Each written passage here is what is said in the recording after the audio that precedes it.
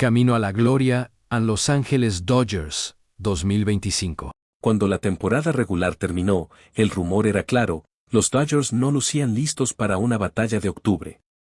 Las dudas eran tantas como los juegos perdidos en séptima, octava y novena entrada. La prensa repetía que el bullpen era la grieta que abriría el barco. Los críticos apuntaban a los relevistas como el punto débil, y la afición temblaba cada vez que el juego se apretaba. Pero algo, muy dentro de ese clubhouse, decía otra cosa. Había una energía silenciosa, un mensaje grabado en el corazón de los veteranos. Los errores del pasado se habían convertido en cicatrices de aprendizaje.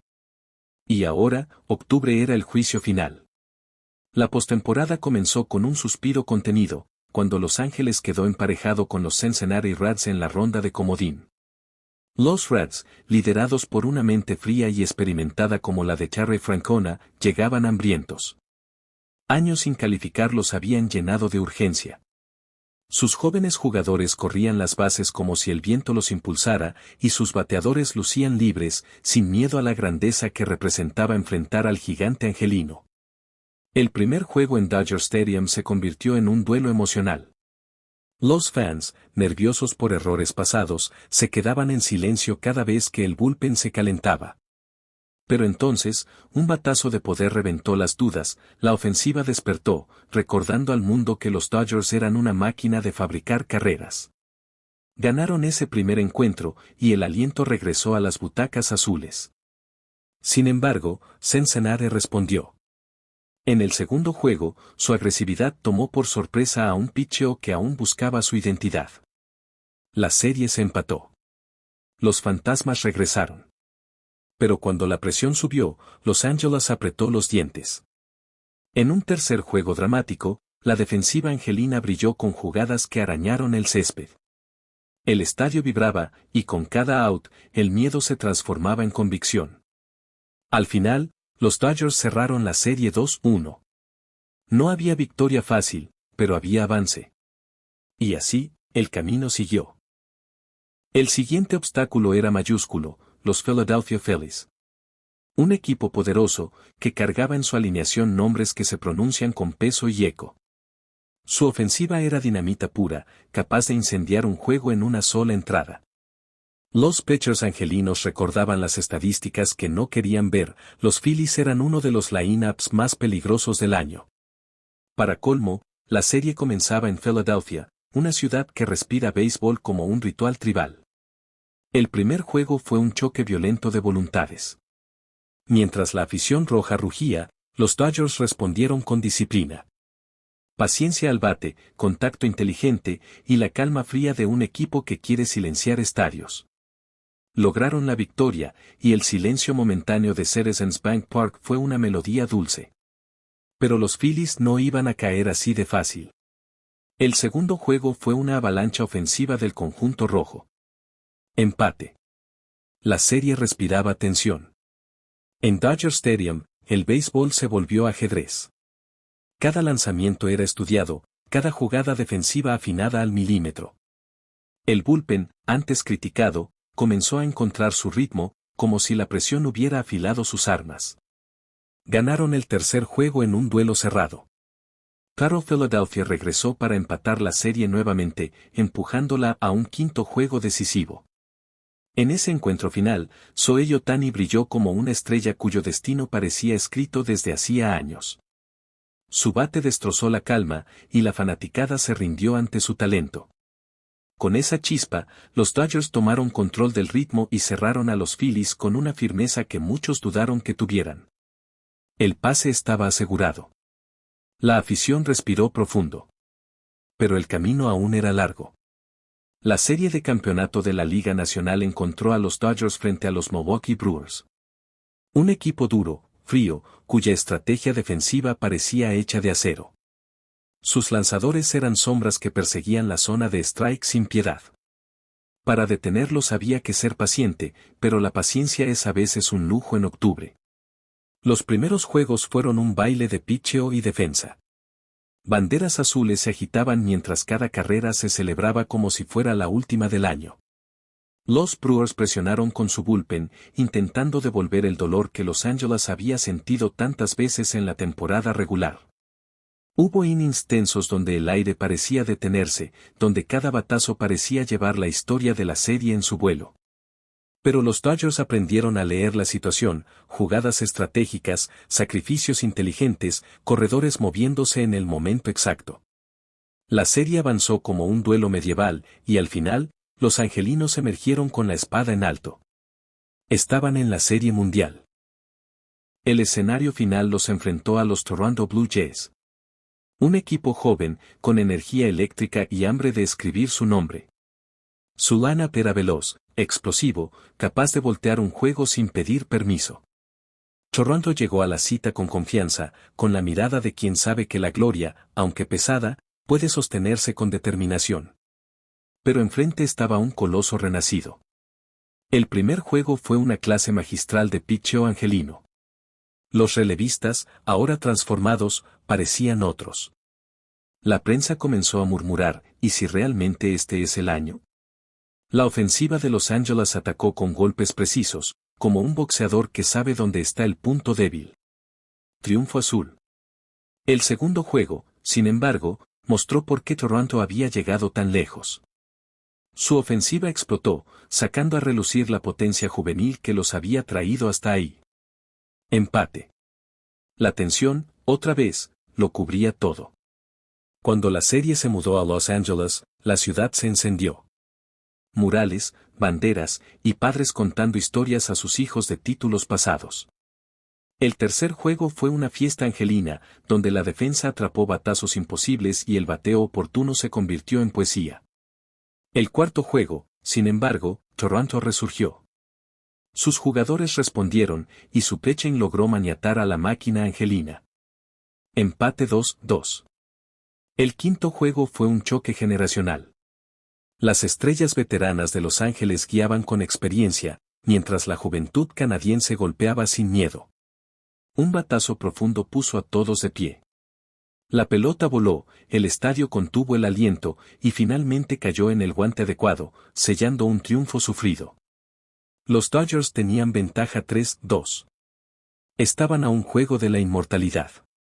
El sexto juego llegaba como una puerta entreabierta, si los Dodgers entraban por ella, cerraban la serie, si la fallaban, el destino pedía un último round.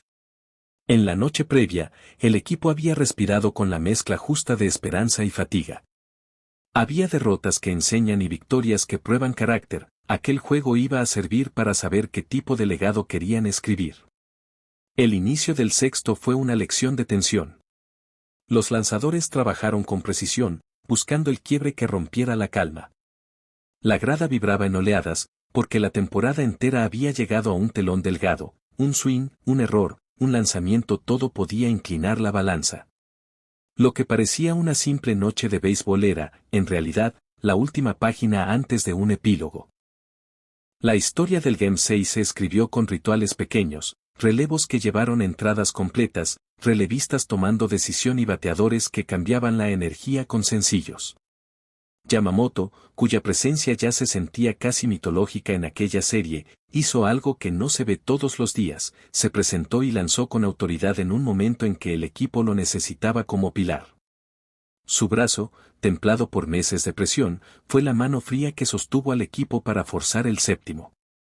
La actuación de Yamamoto en ese encuentro fue el termómetro que encendió la narrativa, no solo ganó entradas, ganó confianza. En el cierre del sexto, la jugada que quedó marcada en la memoria no fue un home run, sino una secuencia de defensa y sangre fría, una jugada entre Mike Hernández y Miguel Rojas que terminó el inning y que, en la lectura colectiva, simbolizó la mezcla de veteranía y humildad que necesitaban los Dodgers. Esa salida mostró que la defensa podía ser tan decisiva como el bateo. Las crónicas del partido recogen la intensidad y el dramatismo de las últimas entradas del sexto, y cómo Yamamoto llegó a tener un rol estelar que se prolongaría. Y entonces vino el séptimo juego, el estadio estaba hipnotizado, los cantos eran olas que chocaban contra las paredes del Rogers Center. La tensión no era solo por la gloria, era por la historia. La ciudad de Toronto buscaba su primer título en décadas, Los Ángeles, su bicampeonato. Los ojos del béisbol estaban puestos en cada lanzamiento. La apertura de Shohei Ohtani se convirtió en uno de esos capítulos que se recordarán por su dramatismo. En la segunda entrada, Bobechar encontró una recta y la convirtió en cuadrangular que puso a los Blue Jays arriba, acercando la posibilidad de corona para los canadienses. Ohtani, verdadero fenómeno, fue forzado a salir pronto. En un juego así no se guarda nada, y el cuerpo técnico de los Dodgers decidió volcar sus piezas a la mesa. La decisión dejó a la afición en vilo y encendió la narrativa del todo o nada. Mientras tanto, en la línea de bateo, los Dodgers buscaban maneras de arañar carreras. Teóscar Hernández cumplió con un elevado de sacrificio que acercó a Los Ángeles y extendió la sensación de que la remontada era posible. No fue un batazo espectacular, pero fue la anotación que le dio vida al vestuario. Más tarde, Tommy Edman volvió a cortar la ventaja con otro elevado de sacrificio que cambió el flujo del juego y mostró la importancia de los pequeños actos dentro de la vorágine de un Game 7. Estas jugadas, simples en el papel, fueron los martillazos que perforaron la coraza del rival. El ambiente se tensó aún más con un episodio que desvió la atención de lo estrictamente deportivo. En la cuarta entrada, Andrés Jiménez recibió un pelotazo de Justin Roblaski. El golpe desató la salida de bancas y bullpens, un choque de temperamentos que recordó cuánto estaban pesando las pulsaciones humanas detrás de cada jugada. No llegó a más, no hubo gresca física mayor, pero la imagen de ambos equipos frente a frente quedó grabada como prueba de la carga emocional de esa noche. La octava entrada trajo un golpe que volvió a prender la mecha de la esperanza. Max Muncy, con la serenidad de quien ha vivido muchos octubres, conectó un cuadrangular solitario que acercó a los Dodgers. El batazo fue un recordatorio de que la experiencia puede empujar la aguja cuando el reloj aprieta. El estadio tembló, la serie, que parecía inclinarse del lado canadiense, se tambaleó. La novena alta se dibujó como un cuadro donde el destino y la improbabilidad se dieron la mano. Miguel Rojas, un hombre que no había sido protagonista ofensivo durante la mayor parte de la postemporada, apareció como si llevara ese papel escrito en la piel. Con corredores y la presión del país mirando, Rojas se paró en la caja y, en un swing que será repetido en videos por años, sacó un home run que empató el juego en la novena. La explosión fue total, la grada, los televidentes, el dugout, todos se levantaron como si un resorte hubiera sido liberado. Fue una de esas escenas que convierten a un jugador en leyenda en cuestión de segundos. Ese home run de Rojas no solo significó carreras, significó motivación. Desde el banco llegaron abrazos, miradas que decían esto no se acaba, y una certeza nueva, la narrativa previa a la de las dudas, los relevistas flojos. La pregunta de si el peso del roster valdría se transformó en otra historia, la de la resiliencia colectiva. La entrada 11 funcionó como la cumbre emocional del juego. Will Smith, que había sido el catcher incansable durante toda la serie y que literalmente había estado en cada inning de los encuentros más largos, entró al box como un veterano que conoce el pulso del momento. Lanzamientos, miradas, el choque entre el lanzador Shane Bieber y la realidad del Dodger Stadium, y entonces, un batazo. Will Smith conectó un home run en la 11ª que puso a los Dodgers adelante y abrió la puerta al delirio. Fue el primer home run extra inning en un Game 7 decisivo en la historia de las series mundiales, y su impacto fue inmediato. La ciudad se rindió a la euforia y el equipo supo que la inmortalidad estaba a 3 outs. Pero el héroe silencioso, el hilo conductor de la proeza, volvió a ser Yamamoto. Lo que hizo en los capítulos finales no es simplemente elocuencia de una actuación, fue un acto de resistencia. Después de lanzar el día anterior, Yoshinobu Yamamoto volvió a salir y registró entradas claves de relevo, 2/3 de entradas de scoreless en el cierre final para confirmar su extraordinaria condición física y mental. Su resistencia permitió que la ofensiva encontrara la oportunidad y que la defensa respirara. Al final, los periodistas y las crónicas señalaron a Yamamoto como el MVP de la Serie Mundial, no solo por su magnitud en un juego, sino por la suma de actuaciones que sostuvo a Los Ángeles durante toda la postemporada. Abrazos, el bullpen cargado como un trofeo humano, la última jugada fue un cuadro colectivo de alegría y alivio. Mookie Betts, Freeman, Ohtani levantando los brazos, y la imagen de los relevistas siendo alzados por sus compañeros, todo eso enmarcó una noche que quedará en los recuentos de los clásicos. Will Smith, con su batazo, y Yamamoto, con su brazo, escribieron los pasajes que definirán el legado del equipo. Si el Game 6 fue la prueba de carácter, el Game 7 fue la novela en la que los capítulos se resolvieron con coraje, con jugadas pequeñas y enormes al mismo tiempo, un sac fly, un pelotazo que calentó las bancas, un batazo veterano en la octava, un héroe inesperado en la novena y un cierre épico en entradas extras. Esta es la clase de historia que transforma dudas en mitos y que convierte a jugadores cotidianos en símbolos. Al nombrar a Yamamoto MVP y al recordar la noche en que Miguel Rojas empató el juego y Will Smith entregó el golpe final, no celebramos solo estadísticas ni contratos multimillonarios. Celebramos la capacidad del grupo para recomponerse, para convertir las cicatrices en lecciones y para escribir, una vez más, que en octubre todo puede pasar. El béisbol, en su versión más pura, regaló una epopeya, el drama se hizo juego y el juego, historia.